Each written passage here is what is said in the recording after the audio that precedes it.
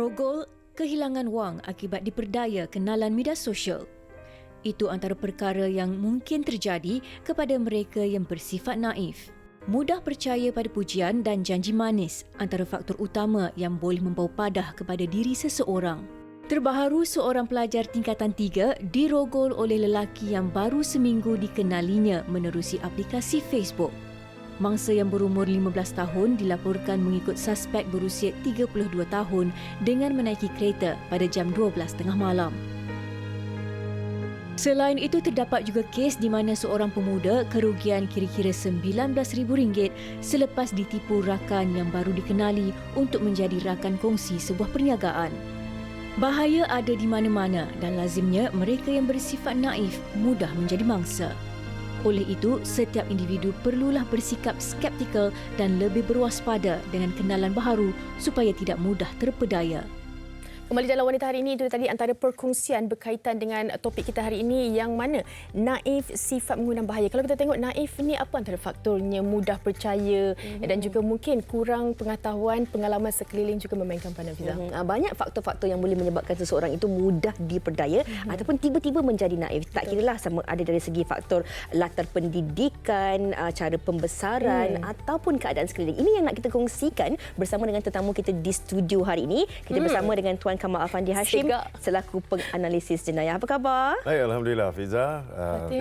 Fatin. Sihat ya? Sihat. Okey, sebenarnya tadi daripada laporan yang disediakan oleh rakan wartawan kita Syifa itu tadi, kita dah tahu dah serba sedikit tentang banyak sebenarnya kes-kes yang disebabkan oleh sikap naif ini dalam kalangan masyarakat kita. Ada yang tertipu, ada yang dirogol dan macam-macam lagi. Tetapi apa yang kita perlu faham sebenarnya, sebab kadang-kadang orang kata baguslah naif, tak tahu perkara-perkara yang tak sepatutnya.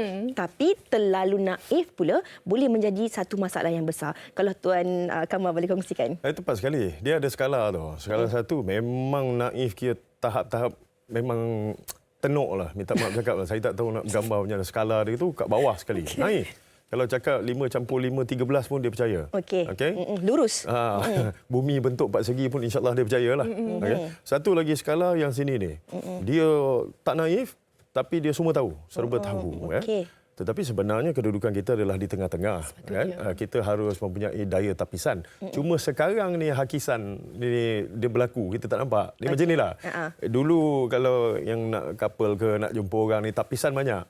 Mak bapa, abang long kan, boleh untuk anda, apa semua banyaklah. Jadi ini kena lalui. Sekarang ni direct. Abang penjaga. Jadi sekarang ni dia direct. Bila hubungan direct?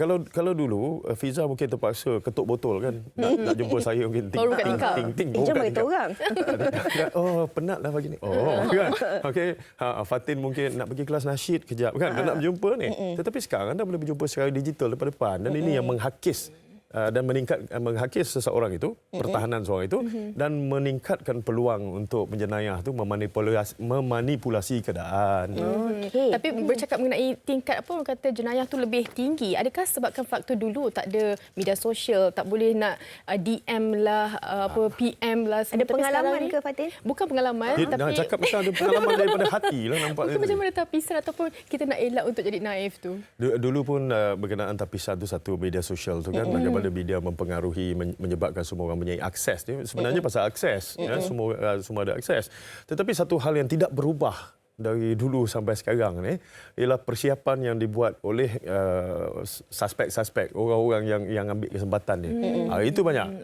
Okey, kita berbalik kepada apa yang Cik Kamal Afandi katakan tadi. Bila kita lihat tentang suspek-suspek lakukan ini, adakah sebenarnya kalau kita lihat mereka yang mudah diperdaya ataupun tertipu ini sama ada ditipu dari pelbagai sudut. Kadang-kadang kita lihat bukan terdiri daripada mereka di bawah umur, tetapi ada juga dalam kalangan mereka yang profesional. Apakah sebenarnya kita nak kata? Kalau dulu katalah faktor pembelajaran, persekitaran, pembesaran. Tapi hari ini apa faktor-faktor yang menyebabkan seseorang itu menjadi terlalu naif sampai mudah ditipu? Kena pukau ke? Tak, pengalaman terhad, ekspektasi orang ramai. Orang ramai mesti nak kata Fiza mesti baik. Okey, tapi Fiza sebenarnya lebih baik. Mungkin tak melebihi, melangkaui ekspektasi itu. Jadi ini, tetapi sebenarnya daripada dahulu sampai sekarang kita menilai masyarakat, dalam fikiran masyarakat yang ada ialah hitam dan putih.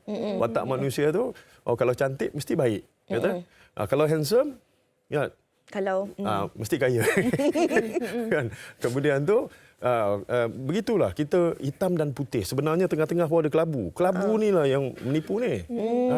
Minda masyarakat tu, oh dia ni baik, dia ni baik, oh dia ni jahat. Dia tak nampak orang jahat yang berselindung di sebalik topeng kebaikan. Kan? Ini yang selalu tertipu. Maafkan saya kalau saya nak menjelah, tapi ini juga antara faktor-faktor yang juga menjadi umpan kepada yang dilakukan oleh mereka yang ingin melakukan perkara-perkara yang tak baik ini, sebab kadang-kadang mereka bertopengkan di sebalik apa saja perwatakan ataupun perlakuan mereka. Contohnya kalau kita lihat daripada laporan tadi, ada yang ditipu sehingga RM8,700, ada gadis berusia 15 tahun dirogol disebabkan faktor-faktor terlalu percaya. Ni leha, nak beritahu sikit. Fiza ni leha kan. Ada yang umur 29, ada yang umur 15, ada yang umur 33 ke apa, semua pun ramai yang kena tipu. Ramai yang jadi mangsa kan. Terutama minta maaf cakap perempuan kan. Tempat ni orang ni cantik, tempat ni. Oh belilah barang kemas misalnya. Oi, menderu-deru kan. Tahu-tahu kena scam. Ada juga yang menggunakan latar belakang ambil gambar kan, gambar masjid. Wow. Kan? Okay. So apa ni semua? Okay. Ini ada 3 untuk menipu. Dia ada 3 C dipanggil lah. Kan? Nombor 1 convince, meyakinkan mangsa. Okay. Nombor 2 confuse, kelirukan mangsa. Yang ketiga baru dapat tipu. Kadang-kadang penggunaan props. Minta maaf cakap ya. Kadang-kadang ada orang yang gunakan prop-prop nampak kesucian agama apa semua ni, dan di sebalik itulah melakukan aktivitinya. Tetapi dia lebih cenderung pada awalnya mempunyai keinginan, desire untuk melakukan itu. Tapi cara apa nak capai? Cara paling senang lah. Kan? Jadi kameraman. Contoh. Kita tak cakap. Contoh. Kan? Lepas tu pakai props. Ada orang yang pakai prop macam itu kan. So, saya tengok drama TV3 itu, Kamal Adli itu kan. Kejap pakai serban kan. Nak berapa banyak kebau, nak lembu apa semua. Keluar belakang cabut ni. Yes, ada yang macam itu. Okey. Maksudnya realiti yang ditunjukkan tu berlaku dalam dunia sekarang ni. Baik, macam mana agaknya kalau kita kurang pendedahan dari pengalaman alam sekeliling ataupun sosioekonomi yang berbeza, tembesaran yang berbeza bagi mereka yang rasa terus berfikiran yang apa yang mereka fikir. Macam mana kita dedah atau buka sikit minda lah tu? Inilah tujuan kita hari ini kan. Sama ada dia orang bandar duduk kampung ke kan, orang kampung duduk bandar ke kan. Semua terdedah pada risiko ni, dan apa kita boleh buat ialah mengurus risiko ni satu persatu. Apa dia nama pencegahan, yang mana nama pencelahan orang yang sedang ditipu, dan yang ketiga ialah pemulihan ya, sama ada sistem itu supaya menyebabkan penipu-penipu ni jadi lagi risiko tu untuk bertemu dengan masyarakat tu kurang. Ini dia. Fiza pun mungkin tahu kadang-kadang dulu ada orang menyamar sebagai pemberita misalnya, tapi sana apa yang ada sekarang? Betul. Orang menggunakan kad media sebagai kad perakuan media misalnya.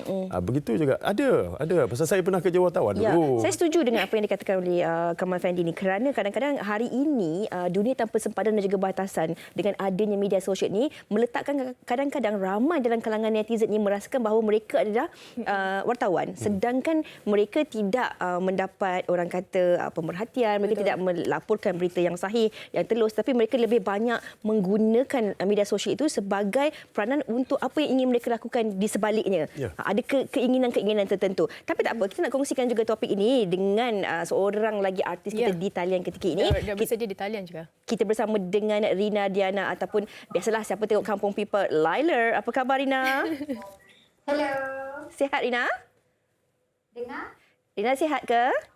Sihat, Alhamdulillah. Okey. Rina, mungkin Rina boleh kongsikanlah kan sebagai seorang remaja melalui pengalaman Rina sendirilah sebelum bergelar selebriti, setelah bergelar selebriti, pernah tak sebenarnya Rina didatangi oleh individu-individu tertentu melalui DM ke, kalau Telegram ke dan sebagainya, kadang-kadang mengajak ataupun menawarkan sesuatu kepada Rina sendiri? Tipulah kalau cakap Rina tak pernah mengalami benda tu. Rina pernah, even masa Rina student pun ada juga orang yang menawarkan, contohnya khidmat macam you buat sesuatu, lepas tu in return you akan dapat gaji bulanan. Okey. Ataupun lepas dah jadi selebriti pun lagilah peluang-peluang macam ni banyak. Yang Rina dapat DM lah. Tapi again kita ada pegangan kita sendiri, so takkanlah kita nak buat benda-benda macam tu kan. Tapi macam mana agaknya kalau Rina sendiri, mungkin kadang-kadang mereka yang ingin menipu ni banyak dia punya strategi dia untuk menipu mangsa kan. Rina ambil sedikit masa untuk kenal pasti ini betul ke tak ataupun tanya orang sekeliling, bagaimana? Okey, Rina rasa penting untuk bila kita kenal seseorang ataupun kita nak buat bisnes, kita tanya, minta pendapat. Contohnya macam tanya family dulu ataupun tanya kawan. Jangan buat keputusan sendiri. Okey, tapi Rina kan kalau kita lihat hari ini melalui laporan-laporan yang dapat kita baca sama ada disiarkan di media semasa ataupun di media sosial kan banyak sebenarnya perkara-perkara yang melibatkan gadis-gadis ataupun remaja ini yang disebabkan oleh sikap terlalu naif ataupun terlalu percaya. Kadang-kadang kita ni dengan orang yang paling hampir ataupun rapat dengan kita pun tak boleh terlalu naif sebab banyak juga kes-kes yang melibatkan akibat rogol dan sebagainya daripada kenalan-kenalan rapat ataupun individu-individu yang rapat dengan kita. Jadi bagaimana Rina sendiri sebagai seorang selebriti nak memberitahu kepada peminat-peminat dan juga penyokong-penyokong Rina bahawa mereka ni perlu pandai dan tahu untuk jaga diri sendiri walaupun di laman sosial. Betul, okey.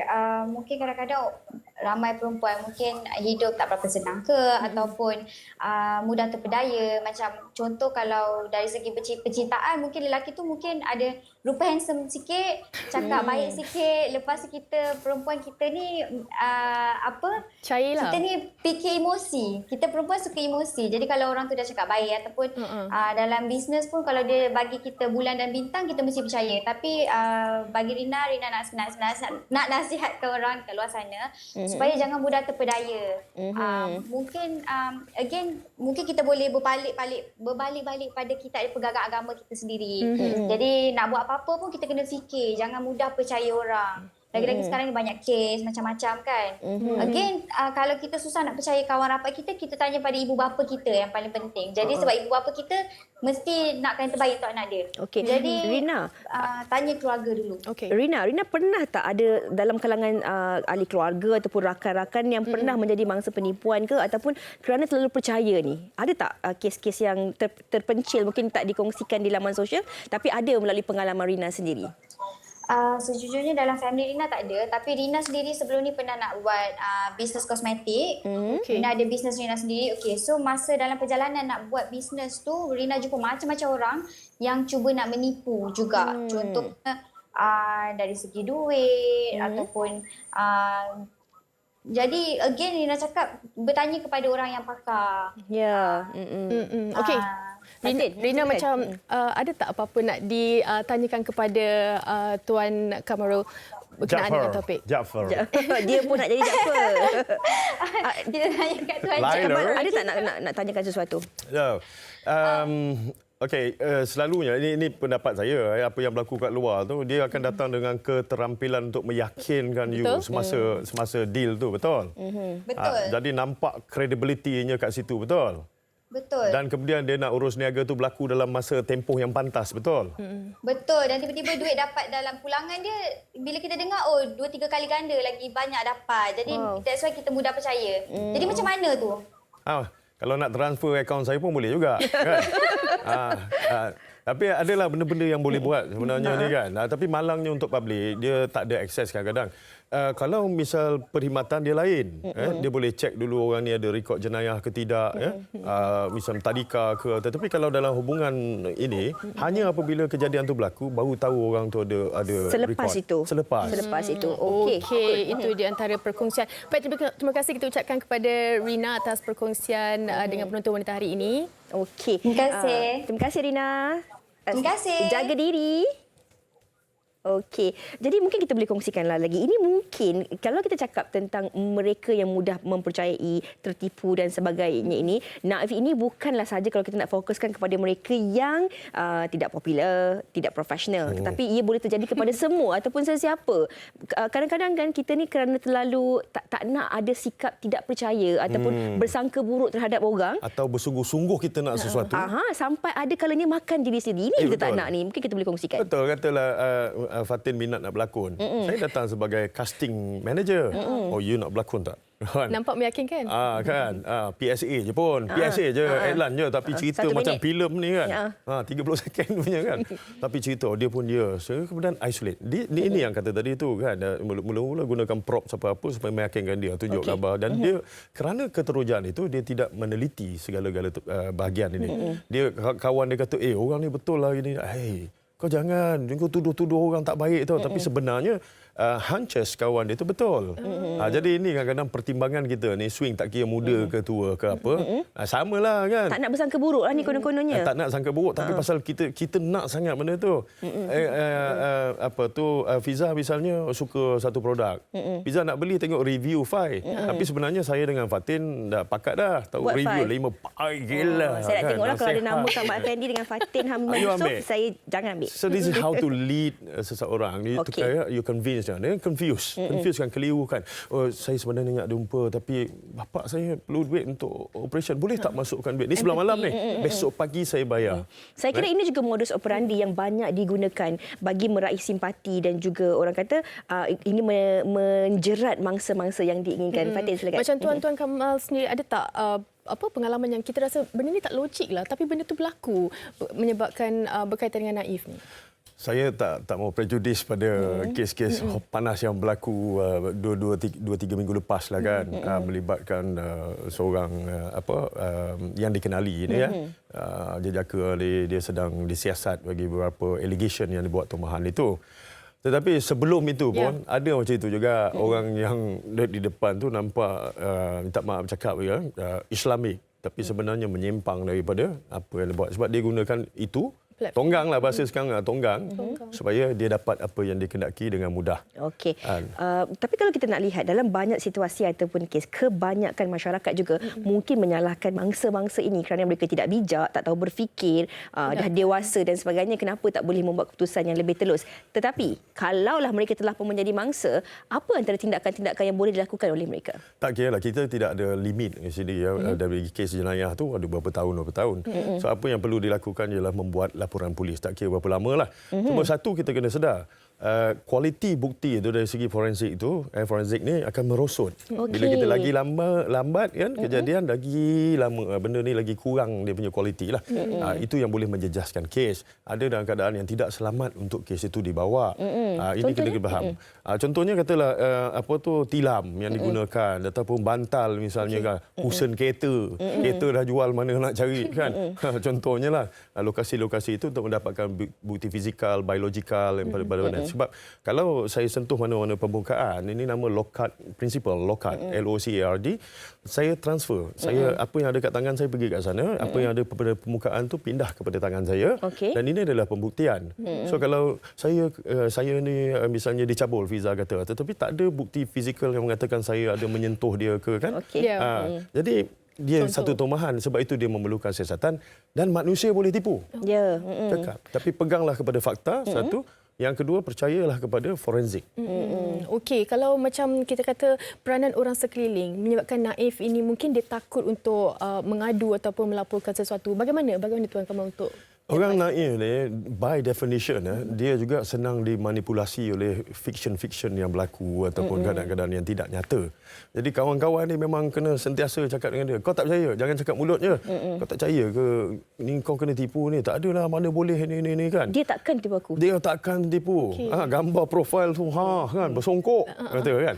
Tapi bila you bagi kertas, kan, you tunjuk kat dia ini kertas surat khabar kan, ni nama Pian contoh bukan nama sebenar, ni Pian, kata tengok berapa kes dulu dia kena kan. Jadi ini boleh meyakinkan. Baru ni ada seorang juga penjawat awam, penjawat awam lah sekarang sasaran dia, minta mak cakap lah kalau yang scam ni lah, tipu kata beli rumah, kereta, kemudian tu buka syarikat pinjaman peribadi, beratus-ratus ribu kena. Kalau yang muda-muda ni, because keterujaan bila anda berdua adalah selebriti ya. Jadi keterujaan untuk orang untuk berjumpa kan. Kalau diri sebelah tu kan.